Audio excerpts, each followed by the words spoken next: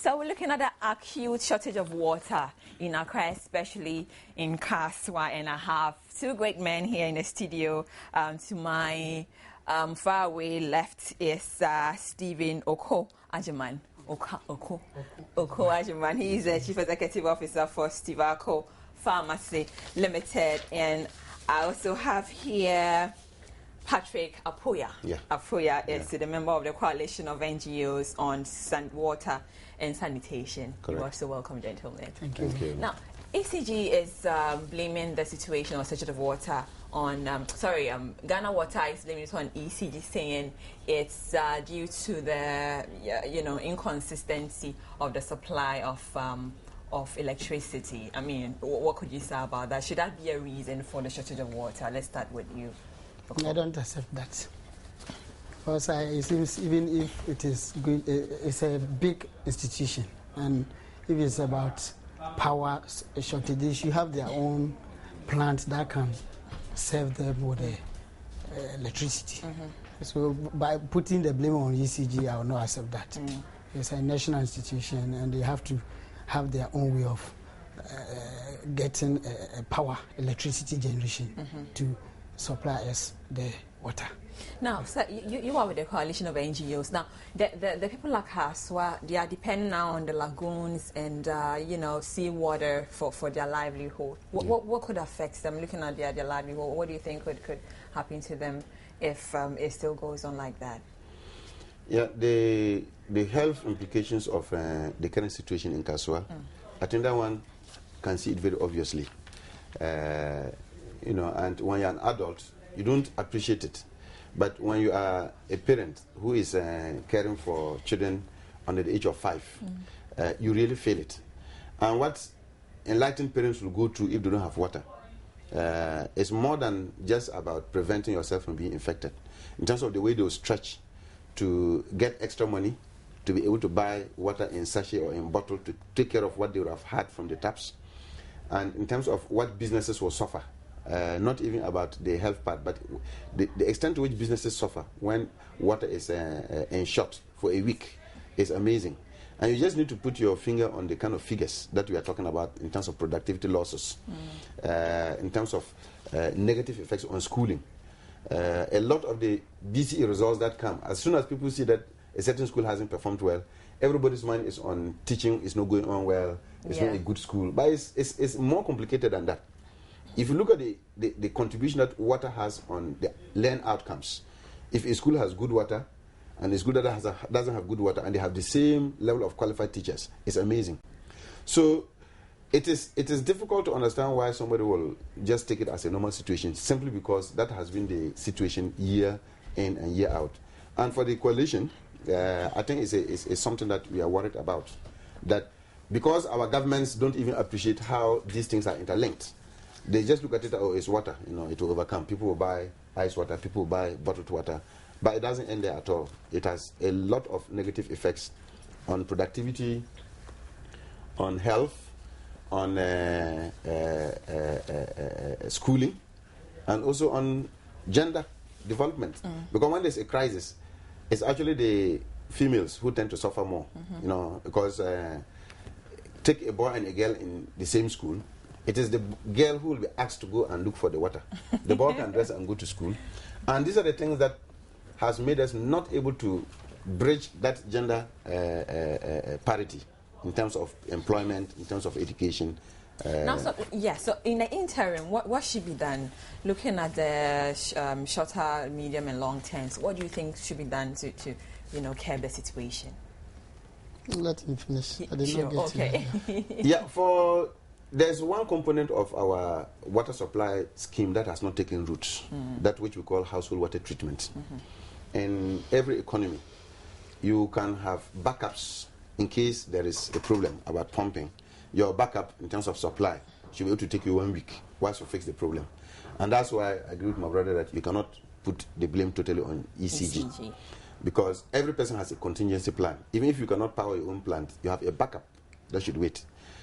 Secondly, if you don't have a backup electricity, you have a backup reservoir that should be able to supply water for a period whilst waiting for electricity. But down the lane, consumers also have a role. That is what we call the household water treatment. That one, they are very simple devices: water filters, ceramic filters, simple chlorination. There are things that can give you water close to the quality that you get from the taps. But that hasn't taken root in Ghana. I don't know whether you have even treated water in your house, but that's not correct. You're supposed to have at least a device that enables you to treat water at home. So who provides that? We should provide it. It's a market-based. That one is a market-based solution. But it doesn't just happen. You can't just get up and walk and go and have it. The state has to have a mechanism where they actually certify third-party suppliers who bring those products into the country. But right now, if I'm buying a filter, I'm buying with the trust that it's a product. But the state has that responsibility of certifying that this device meets the standards that it should meet. And then when people rely on it to drink water in times of crisis, it actually gives them the level of safety that they would have had if they were drinking tap water. But that doesn't exist. So the state again has left a gap there. And because of that, people are confused. So a lot of people don't even know how to do it. We get the filter, so I go by the filter. Yes. To get it right. Yes. I go by the filter myself. Yes. I put it in my house and I filter my own water. Yes. It's not that expensive. Yes. It's expensive, but if you compare it to the cost of not having water, even the amount of bottled water or such water you're going to buy for a week, it can overshoot the cost of that filter. There are some of them that are cheap. With 5 cedis, you can treat water for a family for... But what water? I mean, we buy the sachet water to drink. We are looking at, in a bulk. In a large... You are buying water, like a lot of it. And then, even the cost of a reservoir alone, it's expensive. And how many people can afford that? What I'm talking about is not... I'm saying that the raw water that you have, which has come from the lagoon or from the streams, there are devices that can treat it to a level that is close to the safe water that you're getting from your tap. So if you take river water right now, there are simple processes that you can go through in case it's a true crisis. And that has not become part of our lives. Right now, if Ghana Water Company doesn't produce, we are all stuck. But if we were living up to a level that we know how to adapt for a crisis, like what we are going through right now, even with the stream water that you have, there are simple filters, simple coagulation things. They are alone. They are not that expensive. That you can manage in case of a genuine crisis. But all that, again, I'm saying, it may not even be you and I fault, but also the government... So is that what you recommend? Yes, that's what I recommend, that in situations like that, that is the immediate fallback position that households will have to resort to. So we should go fetch water from the streams? No, I'm talking about where you don't have... Because there's no solution for water. And even the drinking water that you have, you're only supposed to treat it before you drink. Even what you come from your tap, you're supposed to treat it before. It's not that up to the safety level. And... because we have just forgotten tap water for drinking and we are now turning to sachet water for drinking, everybody is forgetting that the reason why we treat water is not for you to bath. It's not because of bathing and because of washing that we treat water. We treat water because we want you to be able to drink it and not spend up to 0.5% of your income to buy water. And if people do not understand this, the moment you keep buying water 10 pesos, the moment you put that together in a month, it is taking almost 10% of your income. There are households right now that don't earn that much in a month. But if we had filtration devices, we could have instilled confidence in public that even with the tap water that you have, just simple filter can get it to a level that is safe. So you don't have to worry about the safety of the tap and resort to sachet water all the time. So the household water treatment should be part and parcel of our lives. It's a national strategy. There's a strategic document that the minister has developed on that. But just ask me how many people are even aware of that document. What goes into it? So it's, again, the failure of the state in educating its citizens how to take responsibility for their health at a cost that international standards stipulate. Because it's not just about getting water. You must get that water at a certain cost. I really need to get a second opinion on this. I mean, what do you think of this? You were talking of, in case you are in crisis here. We are not in crisis. We are in crisis. No, we were like saying serious crisis. We are not in serious crisis. That and how many people can afford going to buy these reservoirs? Treating of water in their home, like you are saying, is not. It's less expensive. No. Let me correct something. Let me just correct something. When I say household water treatment, these are simple things. We call some chlorine tablets. Chlorine, yes. With 5 cedis, you can treat chlorine tablet for 3 months for a family of 50. And like I'm saying, how many people know? That's what I'm saying. I'm saying that it is the failure of the state to make it known to the public. You don't need a reservoir for it. Whatever bucket of water that you get, whether from a tanker. But I get that. So what do you also recommend? You think the way forward is getting the filters and buying the chlorine and everything? No, that's not the way forward. That's not the way forward. What you recommend? No, the way forward is for Ghana Water Company to fix its problem as soon as possible. Yes. But what I'm saying that in the interim, that 5 days, that 1 week that they are waiting, people, there's no reason why you should resort to unsafe water. There are ways you can protect yourself whilst waiting. We have to admit that as far as machines are concerned, a genuine problem can happen. Yeah. Something can blow. And don't forget that the kind of machines that they are using there were built in 1946. And the manufacturers don't even exist again. You can't even see a trace of who the manufacturer is. But so it is even the ingenuity of our engineers that make it. It's by the grace of God that we even get water to drink. They find ways of fabricating, cutting things to fix. You can't get a part. That is not how a state should run its business. You don't take a computer and unless the computer breaks down, you never change. There are reasons why people phase out machines, because when they become obsolete, they become inefficient. And keeping stuck to them actually reduces your productivity. So a state, just because they stuck at it response, they don't see the reason why they should change. That's a fundamental failure of government. So, and that's why I'm saying that they should fix. We are all putting the blame on the government here, because you can't, even the chlorine that you were talking of here, I don't know the quantity that you put in the water. Of course. Are you getting so that will like solve the problem for us. Point, so you have to come back on a to national educate. level. Yes, every country in the world has a strategy that people can fall on. And it is not that Ghana has developed a strategy. It's more than 3 years since that strategy was developed. As to why it has not been disseminated is another problem. That's why you and I will need to talk and to ensure that the education goes down, at least through schools, through the media, and public fora can do it. But I do agree with you. From somewhere. Oh, okay. Now, Mr. Akot, let's look at this. We are paying. I mean, over a month ago, I paid twice of my water. Yes. Bill. And there was no water. An increment. Yes.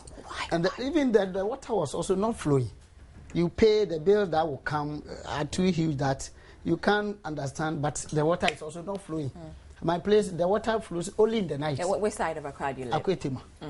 The water flows only in the night. You are like only the night. Mine once to, in 2 months. It's yes, sir, but terrible. At the end of the month, the bill that will come is amazing. And where do they take those monies to? Actually, those money can be channeled to, like you were saying, the machines that are there are old machines. And who's supposed to provide the new one that will help us things to flow? It is the government's responsibility to provide those new machines that you've seen. Exactly. Yes, you've seen that there's a new machine that can let water flow accurately. But the machines are not there. You are saying it's old machines, and you know it is old machine. It can break up at any time. So why should you wait for that machine to break up before you come and service or go for the modern one that you've seen sitting there? Mr. Apoya, so right now, as an NGO, what would you tell ECG? Because we are not getting the water. We are paying 3-4 times as we used to. And they are by introducing new prepaid meters. What do you think of this? I think we need to send a very strong message to ECG. First and foremost, ECG is treating Ghana Water Company Limited as any customer, any industry that they have a client that they supply electricity and they get their money from. Not only Ghana Water Company, those who even have a bigger crisis are the small towns who manage their own water systems and who also get electricity from ECG. They just don't see them as, this is a strategic state utility that I must make special provision for. Sometimes some of the reasons why they don't get water is like a transformer is blown and that's it. It must come to a stage where we negotiate an arrangement, where multiple arrangements are made. In IT, they call something redundancy, something in excess of your needs, just in case the one that you're using fails you. It is possible. There's no point in Ghana that the whole country is totally dark and that there's no electricity at all. There's no point like that. So long as there is electricity at any given point in time, provision must be made to ensure that even if it is taking 10 channels or 20 channels to ensure that if transformer A blasts, transformer B can take over immediately. That arrangement must be made. Now Ghana Water, they are about introducing new prepaid meters too. Yes. And then we are not getting the supply of water. We are not getting the supply. And that is the irony too. I am hoping that the prepaid meters will not come to domestic consumers. If they are introducing the prepaid meters for the industries and the commercial ones, I have no problem. But for domestic consumers, there's going to be a big crisis. Because even as you are talking about, sometimes a majority of us who consume are not even metered. You may be lucky if you have a meter in your house. They just come and imagine something for you, and then you pay. Now, prepaid meters, there are challenges of if water is not flowing consistently, if it breaks, if there's breaks in supply. There are a lot of difficulties that is going to clash consumers with Ghana Water Company. So for me, I will caution Ghana Water Company to tread cautiously if they want to introduce the prepaid meters. Maybe the best place to introduce them are the ministries. It happened like that with the what we call prepaid, the electricity prepaid meters. I mean, we talked about it a lot. We said it should go to the industries, and then we still have it. So when it happens, what do? When they bring it to the households and all, you know, what do we do? Because it's going to render the poor person. They will have to. If I don't have lights, that is fine. I can buy candles or flashlights and all. But electricity, I mean, water is very paramount. So. Yes, I'm happy that you're already sounding this. Ghana is not the first country that prepaid meters are going to be introduced. In South Africa, they tried. And I can tell you, the South Africa, the citizenry there, the consumers there, have a huge association, consumer association. And they mobilized and resisted it. It even went to courts, and court judged that it is illegal to put a prepaid meter for a domestic consumer, according to South Africa's constitution. Maybe we also have to examine our own constitution and see what provisions... Prepaid for what? Electricity or water? No, for water. Yeah, electricity, that was okay. Constitutionally, there's no... But for water, the fact that I don't have money today to buy units should not deter me from drinking water. Yes. The court recognizes that, or the constitution recognizes that you have a responsibility to pay for the water. But there should be no reason, there should be no instance when I cannot drink water simply because I don't have the money at the moment. I may get the money towards the end of the month or in a week's time, but just because at this moment I'm short of water, no. Or because I'm short of water, I'm diverting money that I should have used for healthcare or for education to water, no. And therefore it was blocked. And there's a lot of resistance in many countries against prepaid meters for water. For electricity, there are mixed experiences. When I was in Tamale, when I actually got to prepaid, I was paying 1/4 what I used to pay with a prepaid. So I was like, why did people resist it after all? So if you resist prepaid in that context, I'll be angry with you. Because I now know that I can tame what I use. But that is electricity. As you said, I can buy a candle in case I need it and it is not there. I can buy a candle. But what else can you do? So that's why I'm saying that as for industry, and maybe the government ministries, since they are big men and they consume and they always have money, so you and they don't pay go to the government ministries, and then to the government ministries first, and then after that they go to the industry. Sure. That's what I would propose. Okay, thank you, I agree with him. For coming this morning. So I'll be talking to Mr. Patrick Apoya, member of the Coalition of NGOs on Water and Sanitation, and Stephen Noka. Oko Ajima. He is the Chief Executive Officer for Stevie-Co Pharmacy Limited. Thank you guys for stepping in. So Mama V is back and then she's coming on this morning. That'll be after this break.